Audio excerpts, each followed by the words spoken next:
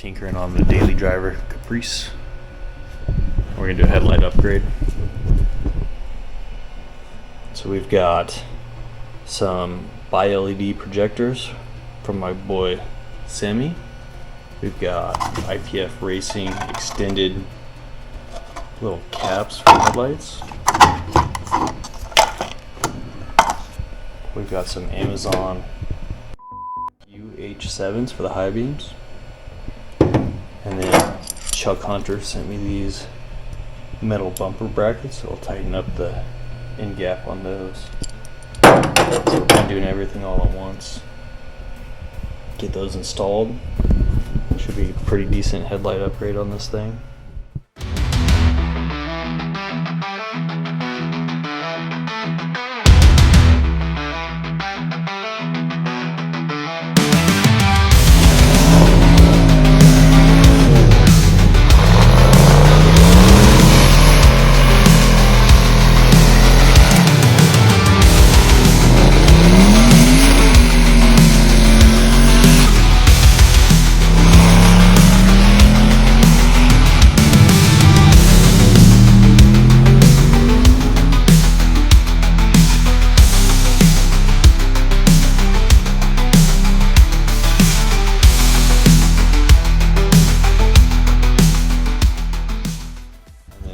To that, we'll polish the headlights because this one's getting pretty oxidized right there.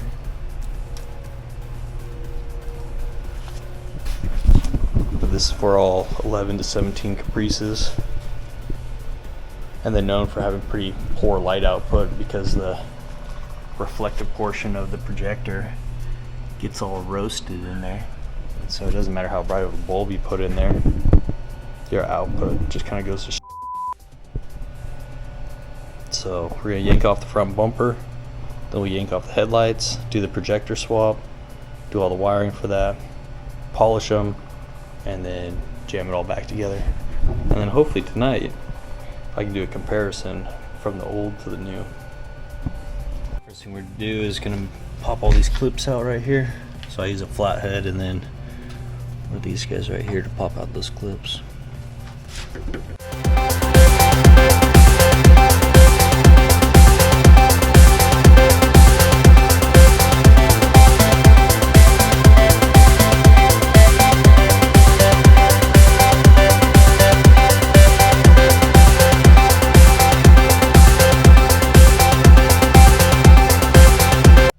Alright, we got two T20 screws that are in the inside here holding the inner fender liner to the bumper. So I just got a 1/4" drive ratchet. I'm going to bust those out real quick.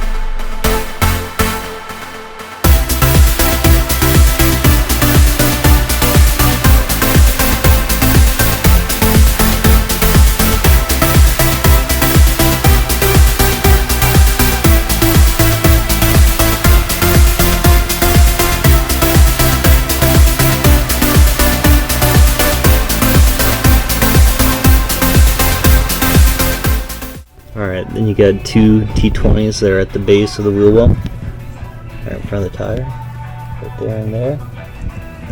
So let's knock those out real quick.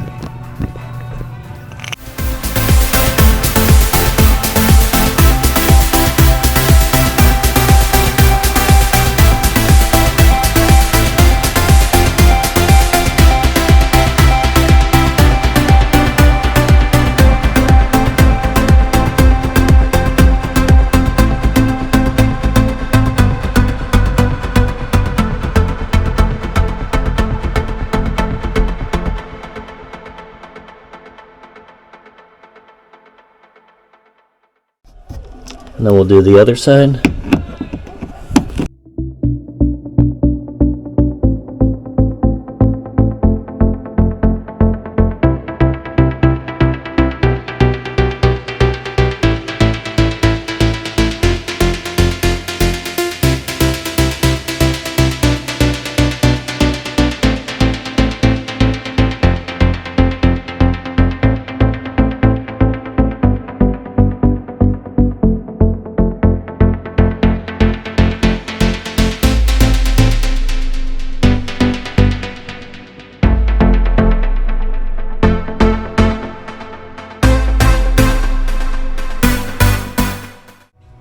We got the two T20s on either side, vertical, and then the two T20s that are horizontal on the bottom for each side yanked off.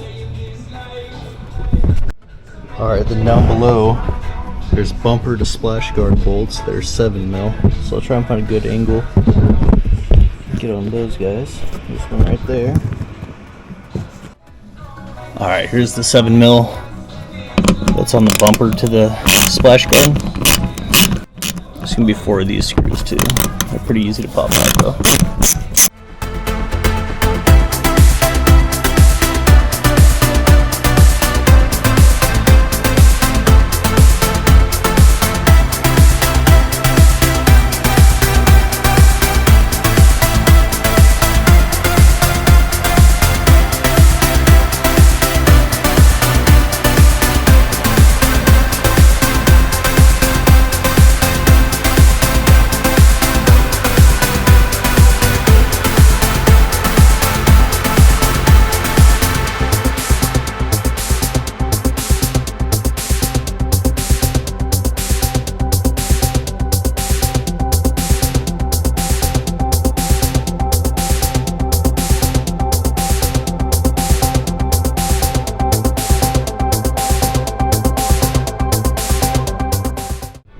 Alright, so we just got the splash guard to the bottom of the bumper unbolted.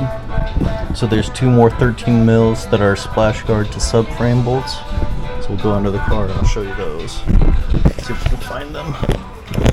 This weird camera position. Should be somewhere over here.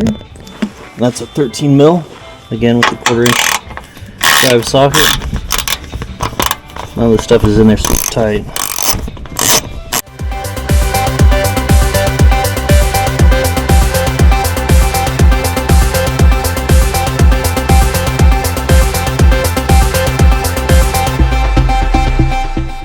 There's one,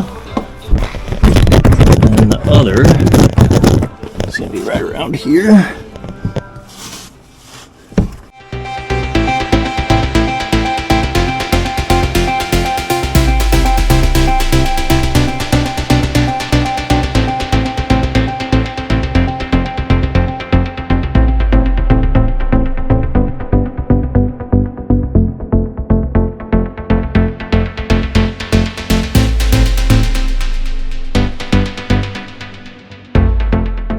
We got 4 more bolts to remove, and it's gonna be 2 that are here and 2 that are on the opposite side. So everything else is pretty loose, but we just have this fixed point right here that we got bust loose. So we're gonna have to pull the splash guard back and then pull the 2 bolts that are right here on either side. All right, it'll be really helpful if you turn the wheel inboard so you can actually get access up in here before you actually try and do it, and then you'll have to fire up the car and move it to the other side to do the passenger side. Alright, so I'm going to do the farthest one first because it's harder, because I'm holding the splash guard up with my hand and I'm in here on some 10mm. So there's 2 10mm bolts and that's about it on either side. The light's probably throwing it off though.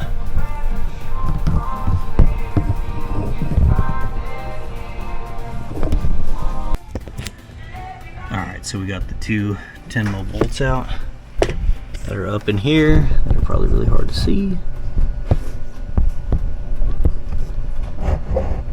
Right there. So we'll go ahead and do that on the other side. I pretty much had to hold the inner fender out like this while I got in there with my other hand and bust them loose, and then was able to thread them out. So you don't necessarily have to take the wheel off. Probably be easier, but so that's off there, and I'll go do the other side.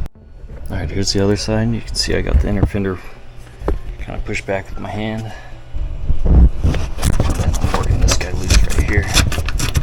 So we'll do that for this one. I'll have one up here. And then we should be able to pull this bumper, and then we'll be able to remove the headlights.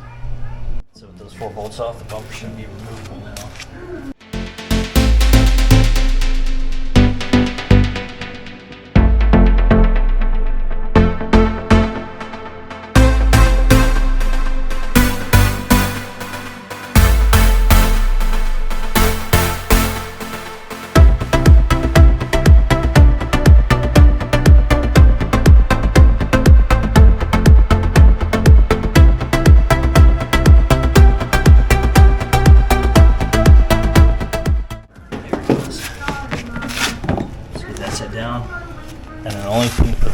from pulling the entire bumper off is the harness for these marker lights right here.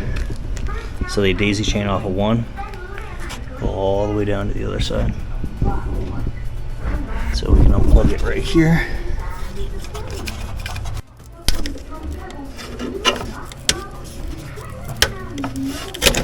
Wow, that thing was super crusty in there. So I had to depress the tab, but then also work it off with the flathead. So it's just crusty all around this edge here. Alright, I'm gonna get these Chuck Hunter metal brackets staged in here. They replace janky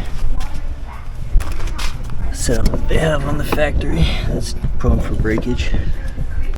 Alright, got the Chuck Hunter stainless steel bumper brackets all mocked up. So we'll keep going with the headlights and we'll use these on bumper reassembly. But basically this will tighten up this gap right here with the bumper. It'll be a nice solid connection. Alright, so pulling the headlights, you got two 10 mils right on top here. We then got to pull off this little bracket right here that snaps into the front bumper. So you've got one 10 mil here, you've got one 10 mil here. Once you bust this loose, you can hold it out of the way and you can get the two 10 mils that are in the back that are retaining the headlight itself. So let me bust these loose and then I'll show you the other two 10 mils. Alright, so we got those two bolts removed. So now this guy can kind of flop out of the way. It's just connected with a little wire clip right there. And the headlight is actually retained by this 10 mil here. And this 10 mil right here. So I'll bust those out and then the headlight itself can come out. Alright, so we got the upper 10 mils, got the lower 10 mils and this bracket all loose. So now this headlight is fully loose. So the only thing left to do is disconnect the electrical connector. So pull this guy loose here. And you can see the connectors right here. And essentially this is just a safety clip. So you gotta get under here with a small flathead and pry it up like that. And then you should be able to slide right up. Drop your headlight on the ground. Standard procedure. Alright, so we got the headlight on the table here, and we're going to be doing the projector on the low beam. And then we're also going to be throwing in the Amazon LED right here. So for the H7, this guy's just retained by these little Torx guys right there. And you can just grab this and rotate it out. Those little wings just go under the head of the Torx. So that guy's already loose, ready to be disconnected, pulled out. And then we'll pull our Amazon Special LED bulb in here right now that's not doing much with the bad projector. And we're going to pull out all these T20 Torx bolts that are around the housing. Alright, so we got the bulbs out. So here's your H7 high beam, that's unplugged. And then we've got the H11 LED low beam unplugged. Now you can kind of get a better view of those Torx. Right there, right here, right here, and right here. And we're going to remove this projector housing. And that's what we're going to swap in our Bi-LED Retrofit housing. Alright, we got the 4 T20 Torx out. So now we should be able to pull this projector right on out. Be careful of all the wiring that jumps over to the high beam. Finesse this thing out. Let's see if I can set you down while I pull it.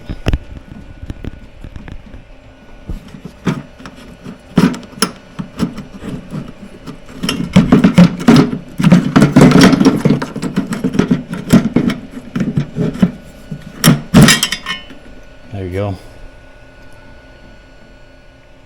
Right there. So there's the factory H11 projector.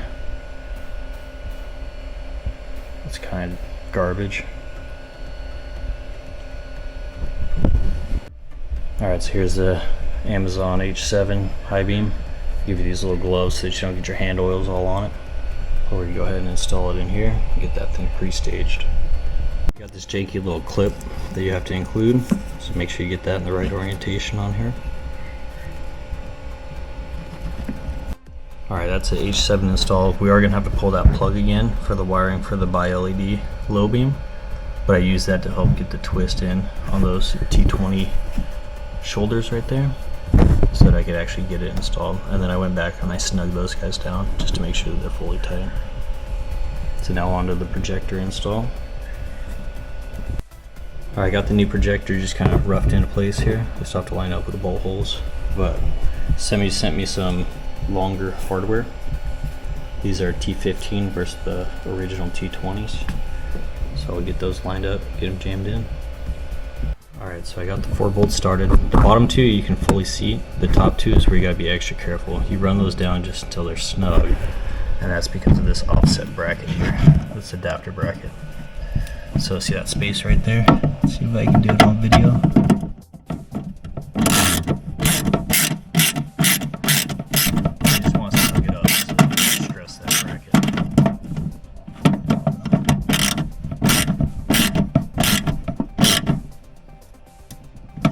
Any more than that right there. It's going to be using the low beam signal, which is right here, but it's also going to be tapping in to your high beam signal as well. So when high beams are on, your low beam's also going to be on. So let's get those guys plugged in and I'll show you what it looks like. Alright, I had to backtrack a little bit because the bimodal low beam taps into the H7 signal, so I couldn't actually use this for the install. So I had to unplug this and then use the little adapter harness and fight this guy in here, and then now this can just be tucked in and out of the way. So we can plug this guy in and keep on moving. Alright, so with the H11 low beam, you've got to shave off this little guy right here before you can get to fully seat and snap in. So I'm going to smack that with a file real quick. You can only go one way because you have this tang on the inside here. It meets up with this little recess right there. Alright, we got the tang shaved off on the H11 connector. We got that stuffed in there. Now we're going to throw the caps on. I didn't need the extended back caps, but I figured if I was going this far to pop everything off, then I might as well put on the extended back caps now. That way, if there's any need to grow or go with a larger LED bulb or something like that, then I don't got to pull it all apart and redo it again. So I'm trying to just do everything the first time around. And there's one done with the IPF extended back housings here. Those guys just pop right in. Nice and crisp. So we get this one mounted up and then we'll polish the headlight afterwards. Move on to the next. Alright, with any LEDs you want to verify your polarity and everything's jiving together. So Semih hooked it up with some extra plugs in here, right here, that you can swap polarity if needed. So I got mine plugged in, and these will work with one headlight in, and then verified my brights and low beam. And initially the brights worked, low beam didn't, so I swapped polarity and I got everything working. So I'll do a quick video of that and show you guys. Alright, so here's with your low beams on. Now we got low beam after correcting the polarity. So anytime with LEDs, always do a mock-up before you finalize everything. Double check everything works.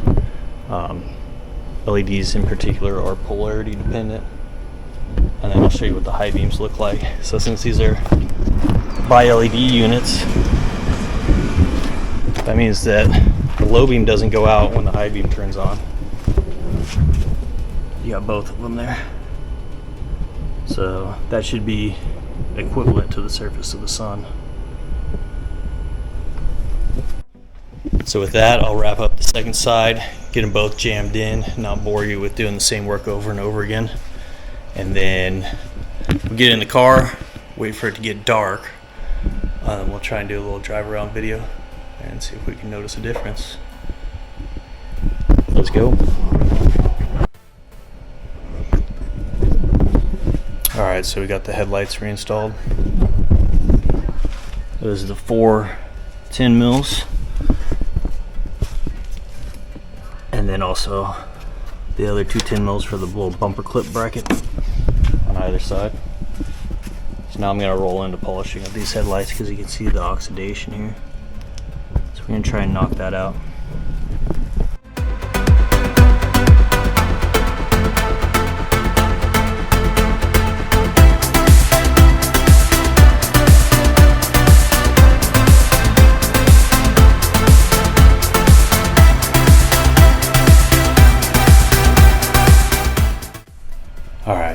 So I just finished buffing up the headlights.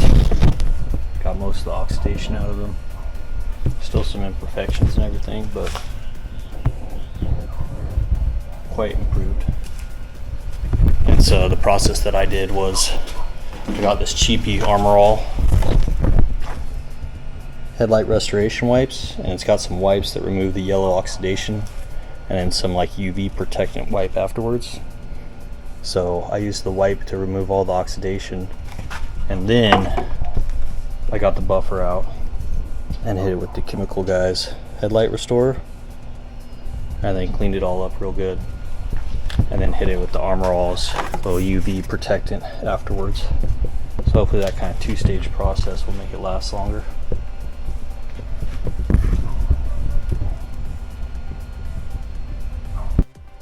Alright, we're on reassembly now for the bumper, and originally I pulled off these two 13 mils that went right here, but in order to slide the bumper back on and help me out, I'm gonna put that back in, and you actually don't need to pull those at all. You just gotta do the little Torx ones that are around the perimeter of the bumper cover. So I'm gonna jam those guys back in and then get this bumper slapped on, which is gonna be reverse order from disassembly. Alright, so bumper's reinstalled. So we're gonna give this thing a test real quick.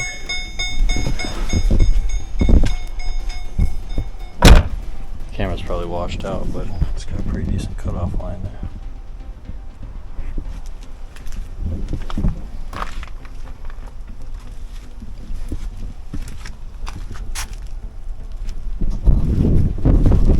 May adjust the headlights a little bit. We'll see what the high beam does.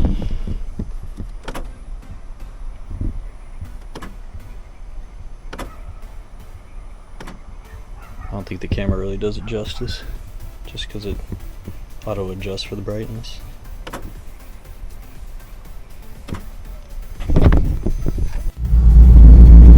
Alright, it's got a little darker, so we're gonna go for a test drive and test these things out. But man, it's looking great.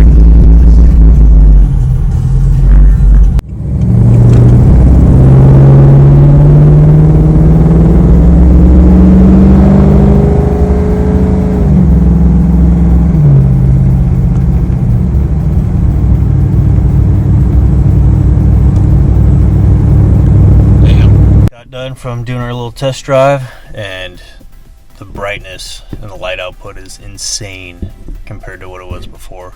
So this is gonna be a huge improvement. With my boy Semih, and let him hook you up with some of these crazy headlights.